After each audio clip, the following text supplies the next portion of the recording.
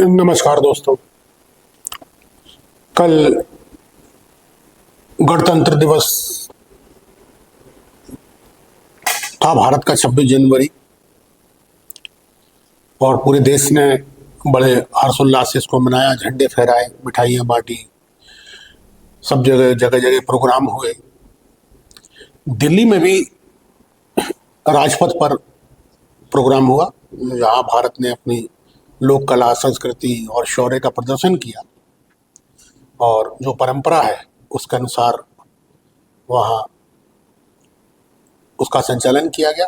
दो विशेष अतिथि आए थे, जो हमेशा मेहमान आते हैं किसी राष्ट्र के राष्ट्राध्यक्ष। इस बार वो ना आकर दो विशेष अतिथि आए थे,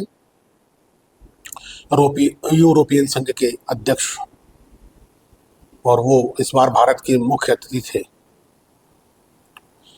इसमें भारत के राष्ट्रपति, उपराष्ट्रपति, प्रधानमंत्री और सारे केंद्रीय मंत्री और अनेक देशों के राजदूत जो रहते हैं, उन्होंने भी परंपरा के अनुसार सम्मिलित हुए।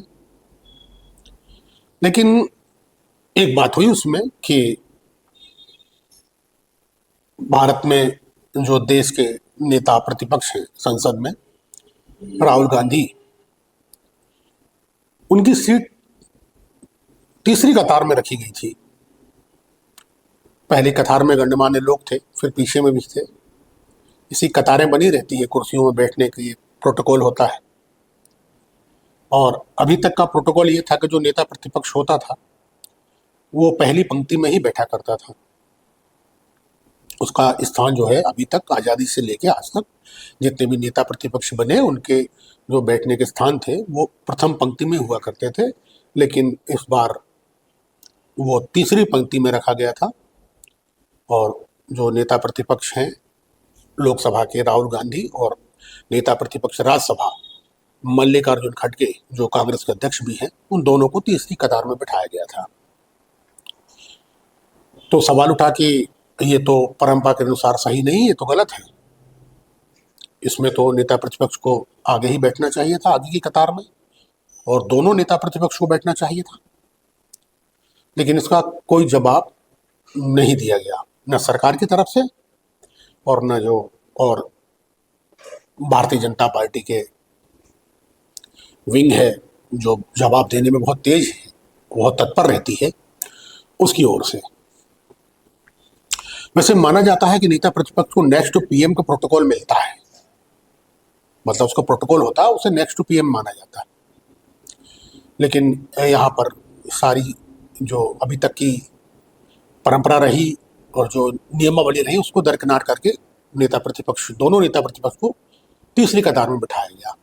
और इसकी दिन भर चर्चा चली, और जो पूरी तरह से समर्पित होते हैं कि सही या गलत जो भी हो, हम उस विचारधारा के साथ हैं, उनको छोड़कर सभी ने को गलत माना और कहा कि ऐसा नहीं होना चाहिए था।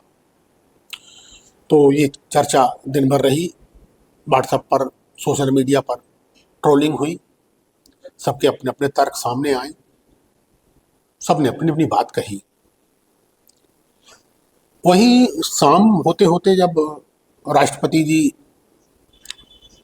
26 जनवरी या गणतंत्र दिवस की संध्या पर सभी गणमान्य लोगों के लिए प्रोग्राम रखते हैं, भोज का आयोजन रखते हैं, उसमें सभी गणमान्य नागरिकों को, विदेशी राजदूतों को बुलाया जाता है। जो विदेशी अतिथि होते हैं उनका भी सम्मान किया जाता है, उनको बुलाया जाता है। तो ये प्रोग्राम था। वहाँ पर सरकार ने तय किया कि जो जैसे ही लोग गेट से आएंगे तो वहाँ पर उनको उत्तर पूर्वी राज्यों का एक गमछा होता है, वो अधिकतर आपने देखा होगा कि वो लोग जो पारंपरिक रूप से जो उसे लोग पहने रहते हैं किसी विशेष कार्यक्रमों में, तो वो तय किया सरकार ने कि इस बार जो जैसे ही आदमी प्रवेश करेगा द्वार से, वैसे ही उसको गमछा पहना दिया जाएगा।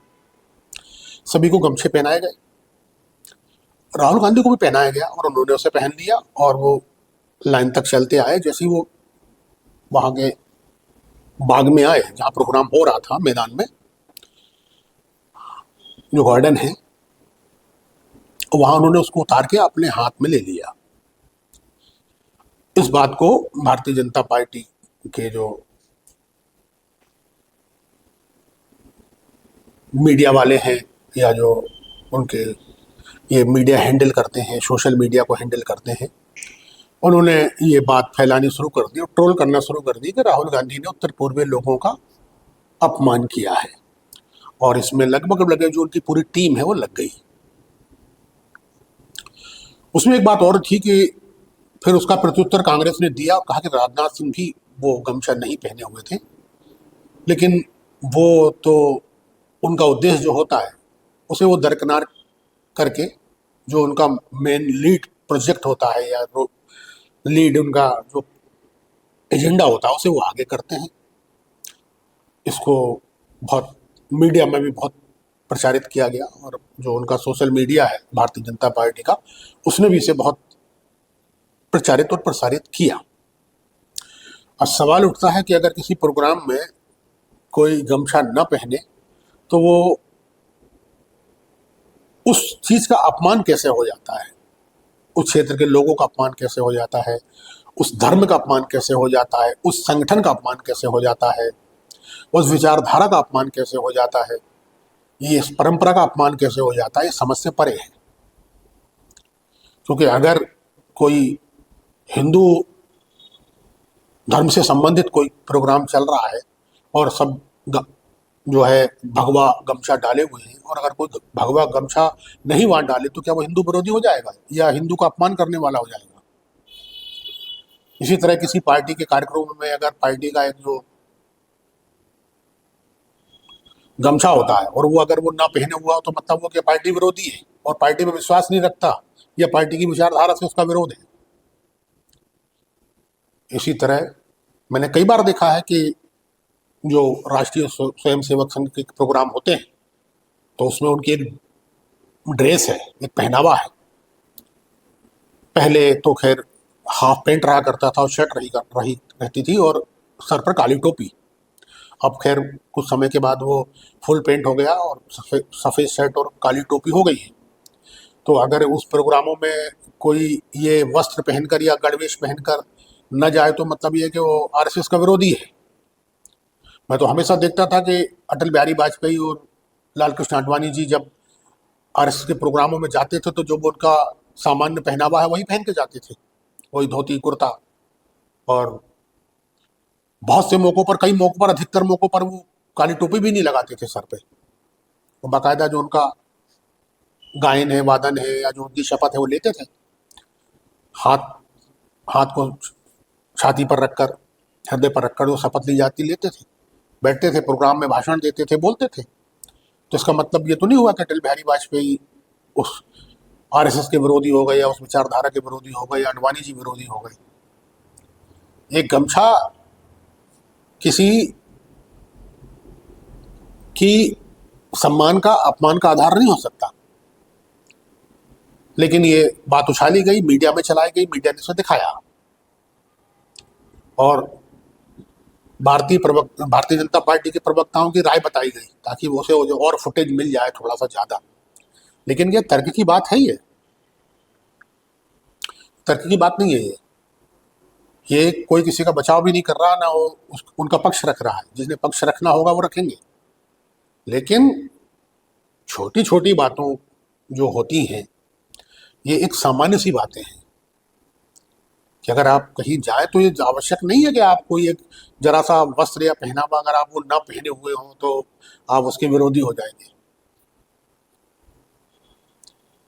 भारत में परंपरा है कि अगर व्यक्ति हवन करता है तो उसे सिर्फ बिना सिली धोती पहनना चाहिए और सिर्फ इसके अलावा उसको कोई वस्त्र नहीं होना चाहिए शरीर में।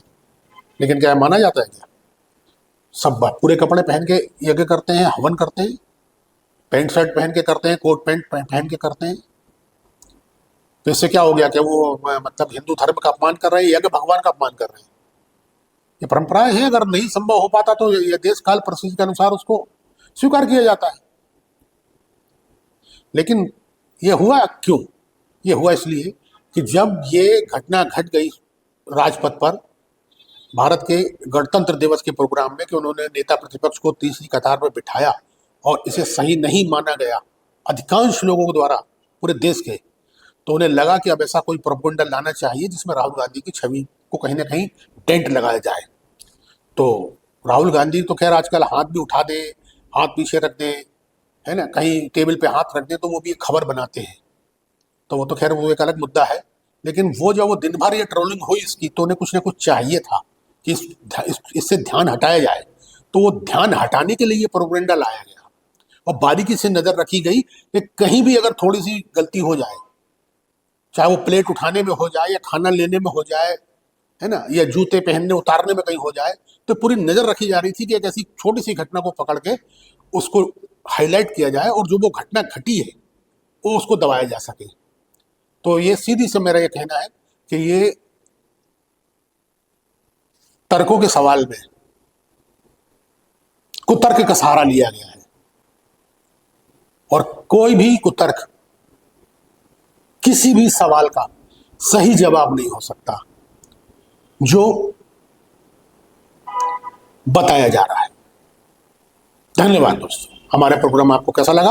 आप हमारे चैनल को सब्सक्राइब करें, शेयर करें, लाइक करें और कमेंट में बताएं कि आपको ये प्रोग्राम कैसा लगा। धन्यवाद।